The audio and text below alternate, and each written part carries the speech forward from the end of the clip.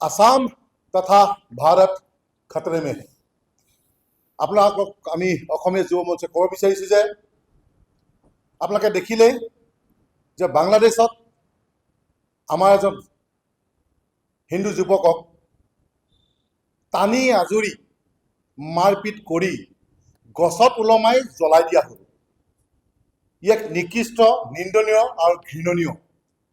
আমি অসমীয়া যুৱ মঞ্চে দুখ প্ৰকাশ কৰাৰ লগতে আমি ভাৰতৰ প্ৰধানমন্ত্ৰীক ক'ব বিচাৰিছোঁ যে ইয়াৰ ওপৰত কঠোৰতম কঠোৰ ব্যৱস্থা ল'ব লাগে। আৰু আমি আপোনালোকৰ যোগেদি আজি ক'ব বিচাৰিছোঁ, আমাৰ যি সন্মানীয় মুখ্যমন্ত্ৰী ডাঙৰীয়াই আপোনালোকে দেখিছে যে মিয়া বাংলাদেশী ক্ষেত্ৰত তেখেতে যিদৰে উচ্ছেদ চলাই আছে। আমি আগতেও কৈছোঁ যে ভাল কামৰ লগত সদায় চৰকাৰৰ লগত আছোঁ আৰু থাকিম। আৰু এতিয়া এই কথা আমি ক'ব বিচাৰিছোঁ মুখ্যমন্ত্ৰী ডাঙৰীয়াক যে আপুনি আৰু দুগুণ উৎসাহেৰে এই মিয়া বাংলাদেশীসকলক উচ্ছেদ কৰাৰ লগতে বিতৰণৰ ব্যৱস্থা কৰক। আমি ক'ব বিচাৰিছোঁ যে বাংলাদেশত যিটো এইটো ষ্টুডেণ্ট ইউনিয়ন বুলি কৈছে, কিবা ছাত্ৰ ফেডাৰেশ্যন নেকি? এইটো ছাত্ৰ ফেডাৰেশ্যন নহয়, এইটো জেহাদী ফেডাৰেশ্যন। এইটো জেহাদী ফেডাৰেশ্যন। সিহঁতে আগত আছিলে জেহাদী নামত আছিলে বা মিয়া বাংলাদেশী নামত আছিলে, চুৰ, ডকাইত, ড্ৰাগছ বেপাৰী, ৰেপিষ্ট আছিলে। কিন্তু এতিয়া হৈ গ'ল আতংকবাদী। এটা ডক্টৰ, ইঞ্জিনিয়াৰ চব আতংকবাদী হয়। আৰু আমি দেখিবলৈ পাইছোঁ ইতিমধ্যে যে সেই আতংকবাদীসকলে বা সেই জেহাদীসকলে কি কৰি আছে।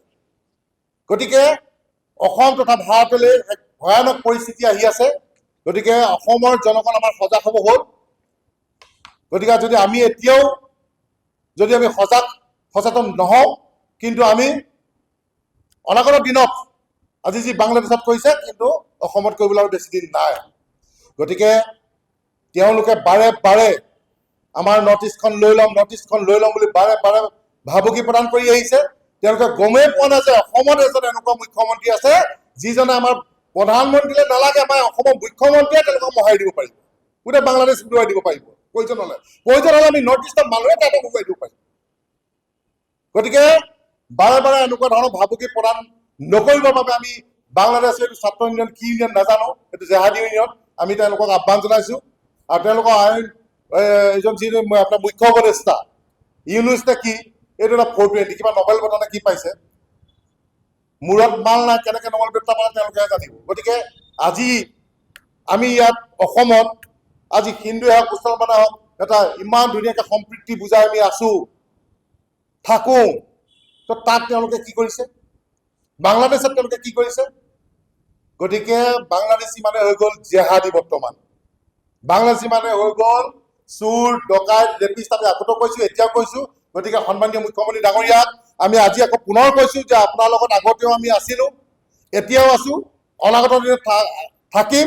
প্ৰয়োজন হ'লে মুখ্যমন্ত্ৰী ডাঙৰীয়া আমি তেজ দিম, কিন্তু আপুনি বাংলাদেশীৰ ক্ষেত্ৰত কোনো ধৰণৰ কম্প্ৰমাইজ নকৰিব। বাংলাদেশীৰ ক্ষেত্ৰত কোনো ধৰণৰ কম্প্ৰমাইজ নকৰিব। আপুনি যিদৰে উচ্ছেদ চলাই আছে, কোনে কি কয় ক'বলৈ দিয়ক, কোনো কথা নাই। অসমৰ জনগণ আপোনাৰ লগত আছে, আমি অসমীয়া যুৱ মঞ্চ আপোনাৰ লগত আছোঁ। আপুনি উচ্ছেদ চলোৱাৰ লগতে এটা এটা পুলিয়ে পোখাই উঘালি আপুনি বাংলাদেশত পেলাই দিয়ক একোবা, নহ'লে অনাগত দিনত বহুত ভয়াৱহ পৰিস্থিতি আমি সন্মুখীন হ'বলৈ গৈ আছোঁ। আৰু লগতে ক'বলৈ বিচাৰিছোঁ যে এতিয়া আমি দেখিবলৈ পাইছোঁ আমাৰ উজনি অসমতো তেনেকৈ বাহৰ পাতিছে। গতিকে উজনি অসমৰ ফালেও আমি মুখ্যমন্ত্ৰীক অসমত দৃষ্টি দিবৰ বাবে অনুৰোধ জনাইছোঁ। কাৰণ আমাৰ উজনি অসমৰ চিন্তামণিগড় বুলি এটুকুৰা জেগা আছে, তাত এতিয়া অচিনাকি লোকে ভৰি পৰিছে। সেইটুকুৰা জেগাৰ লগত বহুতখিনি জেগা আছে। গতিকে মুখ্যমন্ত্ৰী ডাঙৰীয়াক আমি সহযোগ কৰিম, আমি সকলো ক্ষতিৰ কথা অৱগত কৰিম। খালি মুখ্যমন্ত্ৰী ডাঙৰীয়াক এটাই কথা ক'ব বিচাৰিছোঁ যে আপুনি যি সাহসেৰে আপুনি আগুৱাই গৈছে, আপুনি আগুৱাই যাওক। কাৰণ বাৰে বাৰে আমি এতিয়াই নহয়, আমি দেখিবলৈ পাই আহিছোঁ বা দেখি আছোঁ যে আসাম খতৰে মে হে, আসাম খতৰে মে হে। গতিকে বচাব পৰা মানুহ আছে যদি অসমখনত এজনে আছে, আমাৰ সন্মানীয় মুখ্যমন্ত্ৰী ডাঙৰীয়া। গতিকে তেখেতে যিদৰে ধূলিসাৎ কৰিছে বাংলাদেশীক, গতিকে আমি তেখেতৰ লগত আছোঁ আৰু থাকিম। বাংলাদেশত এজন হিন্দু যুৱকক যি ধৰণে নিৰ্মমভাৱে হত্যা কৰা হ'ল, যি ধৰণে গছত ওলমাই জুই লগাই দিয়া হ'ল, তাৰ পাছত সমগ্ৰ পৃথিৱীতে ক্ৰিয়া প্ৰতিক্ৰিয়াৰ সৃষ্টি হৈছে। কিন্তু অসমৰ এতিয়ালৈকে এনেকুৱা দেখা নাই। যি মুছলমান সমাজ আছে তেওঁলোকে ইয়াৰ প্ৰতিবাদ মুক্তভাৱে কৰা নাই। তেওঁলোকৰ বাংলাদেশৰ মিয়াখিনিৰ প্ৰতি ক'ৰবাত মৰম আছে নেকি আমাৰ প্ৰশ্ন আছে। কি কাৰণে এজন হিন্দু যুৱকক এনেধৰণে অত্যাচাৰ কৰিলে সেই প্ৰশ্নটো সুধিবৰ কাৰণে ইয়াৰে যি ইউনিয়নবিলাক আছে তেওঁলোকে সুধিবৰ কাৰণে সাহস নকৰে। আৰু বাংলাদেশী মূলৰ মিয়াসকলে অসমৰ যি ভৌগোলিক পৰিসীমা এই পৰিসীমাটো বিপদাপন্ন কৰি আছে। আৰু বাংলাদেশী যিখিনি মিয়া আছে এই মিয়াখিনিয়ে আটাইতকৈ নিকৃষ্ট আৰু এওঁলোকে সকলোখিনি বেয়া কামৰ লগত এই বাংলাদেশী মিয়াখিনিয়ে জড়িত হৈ থাকে। আজি ডুবাইত যিখিনি মুছলমান মানুহ আছে তেওঁলোকে ভাৰতক যি মৰম দিয়ে বা অন্যান্য দেশবিলাকত যি আছে তেওঁলোকে যথেষ্ট মৰম দিয়ে, কিন্তু পাকিস্তান আৰু বাংলাদেশে সদায় ভাৰতবৰ্ষখনক শেষ কৰাৰ পৰিকল্পনা থাকে। আৰু বৰ্তমানৰ যিখন চৰকাৰ মুখ্যমন্ত্ৰী হিমন্ত বিশ্ব শৰ্মা ডাঙৰীয়াৰ নেতৃত্বত যিখন অসমত চৰকাৰ চলি আছে এই চৰকাৰখনে বাংলাদেশী মিয়াখিনিৰ বিৰুদ্ধে অবৈধ মিয়াখিনিৰ বিৰুদ্ধে যেতিয়াই উচ্ছেদ কৰিবলৈ যায় তেতিয়াই কিন্তু একাংশ মুছলমানৰ লিডাৰ ওলায়, একাংশ মুছলমানৰ তথাকথিত বুদ্ধিজীৱী ওলায়, তেওঁলোকে কিন্তু এই হিন্দুসকলক যেতিয়া অত্যাচাৰ কৰে তেওঁলোকৰ কিন্তু মুখৰ মাত নাই।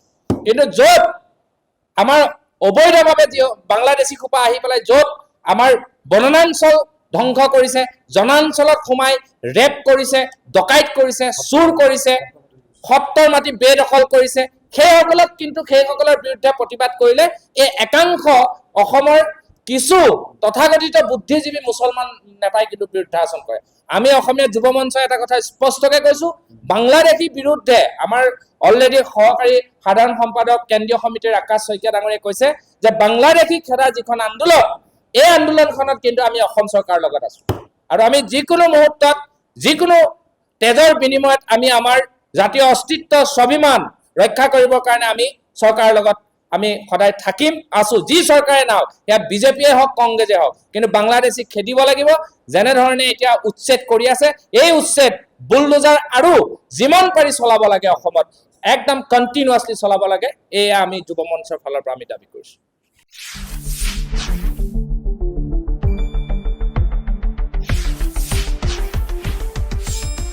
শুদ্ধ আৰু বিস্তৃত বাতৰিৰ বাবে চাই থাকক নিউজ ডেস্ক ৰিপোৰ্ট।